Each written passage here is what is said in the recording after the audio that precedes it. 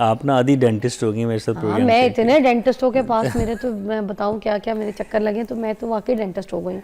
Root canal vernier के लिए आमतौर पे नहीं करनी पड़ती, क्योंकि वेनियर से हम कैनाइंस तक करते हैं, सुवे दांतों तक ठीक करते है, हैं। उनकी सामने की सतह को थोड़ा सा ग्राइंड किया। तो उस ग्राइंड में कोई ऐसी सेंसिटिविटी तो नहीं आती लोगों को कि उसकी रूट कनाल जरूरी हो जाए? 95% केसेस में कितना नहीं आती। परसेंट ग्राइंड करते हैं जब आप एक लेयर को ग्राइंड करते हैं, उसकी पहली लेयर, दूसरी एनेमल लेयर? को हम किसी हद तक करते हैं।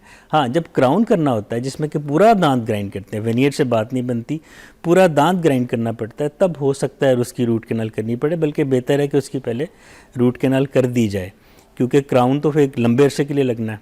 उसमें अगर दांत वीक हो गया और आपने रूट कैनाल ट्रीटमेंट नहीं की, तो ज़िंदगी में किसी भी वक्त आपको उसमें सेंसिटिविटी आ सकती है या पेन आ सकती है। तो बेहतर है अगर क्राउन से पहले। इंडिविजुअली क्राउन्स लगाए जा रहे हैं एक एक करके, इट्स नॉट द ब्रिज के दो तीन दांतों को एक साथ लगा रहे हैं और दो दांत ऐसे हैं और एक दांत इम्प्लांट के साथ है या कोई और दांत, तो अगर ऐसे ब्रिज नहीं लगा रहे, इंडिविजुअली एक लगा रहे हैं, तो फिर उसको दांत के ऊपर चढ़ा सकते हैं अगर उसको सिर्फ रूट कनाल करके चढ़ाया जा रहा है? बिल्कुल, ये डिपेंड इट करता इज़ है। Very safe. Very safe, very safe, इसमें कोई कॉम्प्लिकेशन नहीं है। ओके, ठीक है ना। और अगर कुछ टाइम ऐसे ही निकल जाए, रूट कनाल के बगैर भी लगाया जा सकता है, ये भी क्या सही तरीका है अगर कोई डॉक्टर कहता है, या फिर ये गलत है? क्योंकि पेशेंट के लिए आप बता दें कि उसको क्या कहना चाहिए। ये सब डिपेंड करता है कि दांत की सिचुएशन की। अगर तो दांत बिल्कुल हेल्दी है तो फिर हम एक रिस्क ले सकते हैं कि रूट कैनाल ना किया जाए, क्योंकि रूट कैनाल में भी थोड़ा सा आपको पता है तकलीफ़ होती है, एनेस्थीसिया देना होता है, फिर ड्रिलिंग होती है, फिर हम उसको डिसइंफेक्ट करते हैं, तो 2 विज़िट 3 विज़िट लग जाते हैं।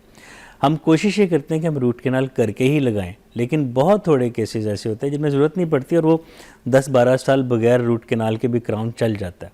ये खास तौर पे सामने के दांतों में होता है, जो कि ज़्यादा यूज़ नहीं होते। जो पीछे मोलर हैं या दाढ़ें हैं, उन्होंने तो दिन में 3-4-5 दफ़ा खाना उन्होंने यूज़ होना है, तो उसमें हम फिर रूट कैनाल करके ही क्राउनिंग करते हैं। अच्छा, और मुझे बताइएगा कि जिन लोगों को दाढ़ों की तरफ अगर लग जाता है क्राउन, तो उस क्राउन के ज़रिए वो बाइट कर सकते हैं, चबा सकते हैं, खा सकते हैं? कुछ लोगों की भी टेंशन होती है। बिल्कुल खा सकते हैं, चबा। क्राउन का मकसद ही है, अच्छी क्वालिटी की पोर्सलेन का बना हुआ क्राउन आपके सारे फंक्शन देता है।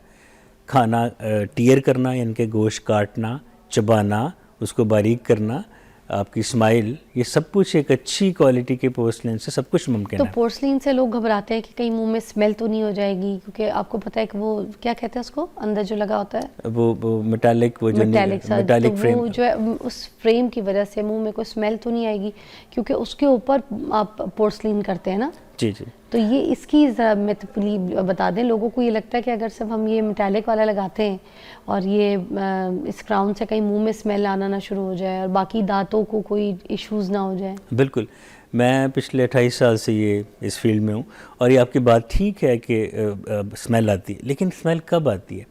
जब फॉर्मेशन सही नहीं होती। सस्ती लैब, अनक्वालिफाइड टेक्नीशियंस जब बनाते हैं, तो वो क्या करते हैं कि वो जिस दांत को हमने ग्राइंड किया होता है, जिसके ऊपर हमने क्राउन करना है, वहाँ पे मार्जिन पे स्पेस छोड़ देते हैं।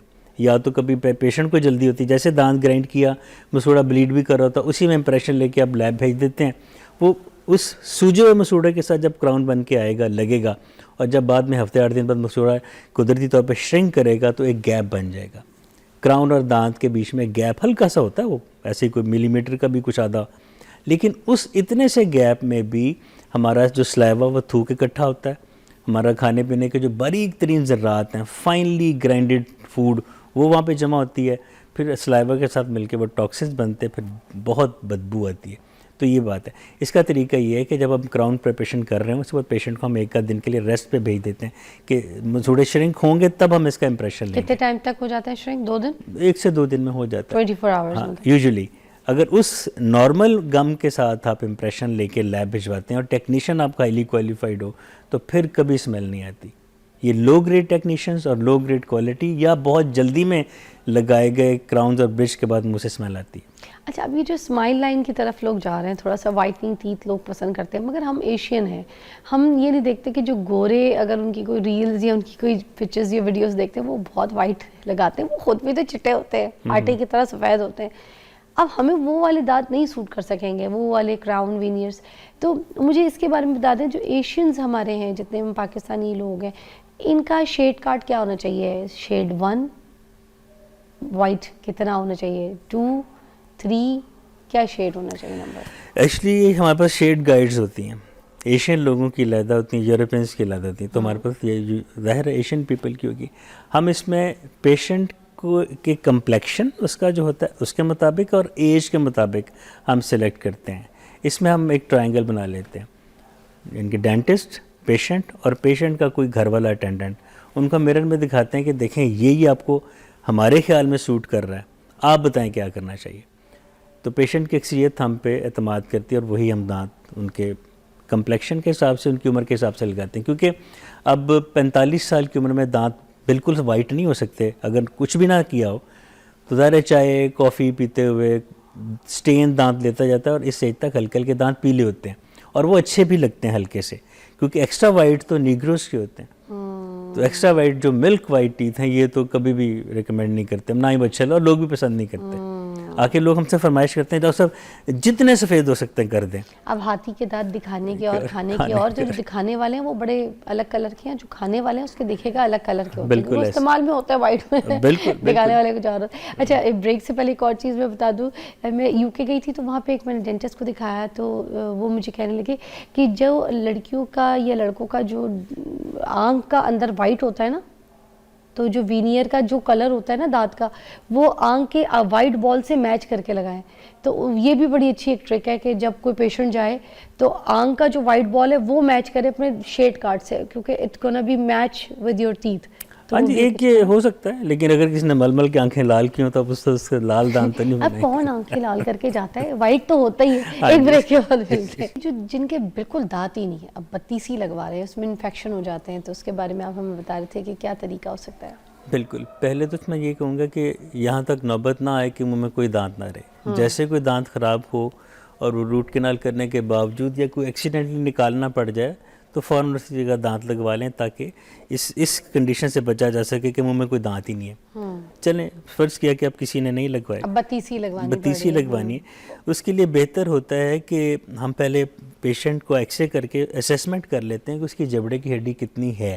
अब पेशेंट की बाकी एज, उसको कोई शुगर वुगर तो नहीं है या और कोई बीमारी तो नहीं, इसके साथ हम देखते हैं कि तो हड्डी जॉ की ठीक ठाक है, हम फिर उसमें इम्प्लांट लगाने को तरजीह देते हैं, क्योंकि इम्प्लांट फिक्स होते हैं, उनको उतारना नहीं पड़ता, उनके नीचे खाना नहीं फंसता।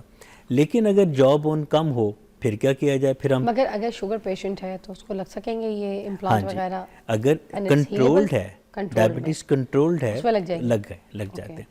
फिर हम ये देखते हैं कि पेशेंट कार्डिक पेशेंट तो नहीं है, खून पतला करने की दवाइयाँ ले रहे होते हैं, उसमें हम सर्जरी नहीं कर पाते आमतौर पे, या फिर खून पतला करने की दवाइयाँ कुछ दिन बंद कर लेते हैं, उसमें फिर रिस्क फैक्टर आ सकता है कि उनके हार्ट का कोई क्लॉट वगैरह बन सकता है। फिर हम फाइनली डेंचर की तरफ आते हैं जो उतरने और लगाने वाला होता है। उसमें आपकी बात बिल्कुल ठीक है, इन्फेक्शन हो सकती है। क्यों?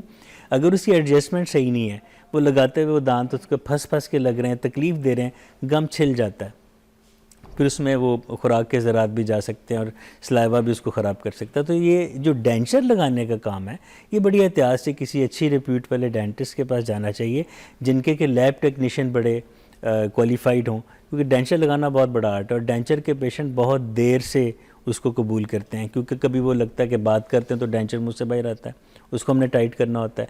जब उसको हम ज़रा थोड़ा सा टाइट करते हैं तो वो चुभना शुरू हो जाता है। फिर अगर उसकी 1-2 दिन उसकी सफाई ना कर सकें तो बड़ी उसकी गंदी स्मेल आती है। तो इसका हम ये करते हैं कि हम पेशेंट को पहले से बता देते हैं कि आपने इसकी केयर कितनी करनी है। हर खाने के बाद उतार के इसको साफ़ करके फिर लगाना है, ताकि ना मुंह में स्मेल आए, ना इन्फेक्शन हो, ना जरासीम हो। और अगर वो डेंचर को अगर पुराना लगा रहे हैं कन्वेंशनल, तो उसको उतारना है तो उसको पानी में डुबो के रखना है, अदरवाइज वो श्रिंक कर जाता है। लेकिन कुछ डेंचर जैसे ऊपर की क्वालिटी के हैं, सॉफ्ट लाइनिंग बेस्ड के साथ है, उनको आप पानी में रखने की ज़रूरत नहीं है। इस तरह एक मेटालिक डेंचर्स होते हैं जिसको हम सीसी प्लेट कहते हैं, क्रोमियम कोबाल्ट प्लेट के डेंचर के इर्द गिर्द दांत होते हैं और दरमियान में मेटालिक प्लेट होती है, वो सबसे अच्छे रहते हैं, क्योंकि वो इन्फेक्शन भी नहीं कॉज करते और वो उसमें से बदबू भी नहीं आती। लेकिन डेंचर्स के साथ एक डाउन साइड ये है कि मुसलसल खाना खाने से डेंचर्स के साथ जबड़े की हड्डी बैठती जाती है और वक्तन फ़वक्तन उन डेंचर्स को अपडेट करना पड़ता है। जब आपने एक अच्छी हड्डी पे दांत लगा दिए, खाना खाते हड्डी बैठ गई, फिर वो ढीले हो जाते हैं, फिर इसकी हम रीलाइनिंग करते हैं, कुछ ऐसे बाद वही, तो डेंचर के साथ इश्यूज़ रहते हैं। मगर उनके साथ खाया जा सकता है, खाया जा सकता है, पूरी बत्तीसी लगी हुई, बिल्कुल ऐसे ही है। अच्छा, उनके साथ प्रेशरली चबा सकते हैं और कोई तकरीबन नॉर्मल होता है, और मसूड़ों में गम में कोई तकलीफ नहीं होती उसके प्रेशर से, उसके होल्ड से, कोई ऐसी चीज़ नहीं होती। अच्छा,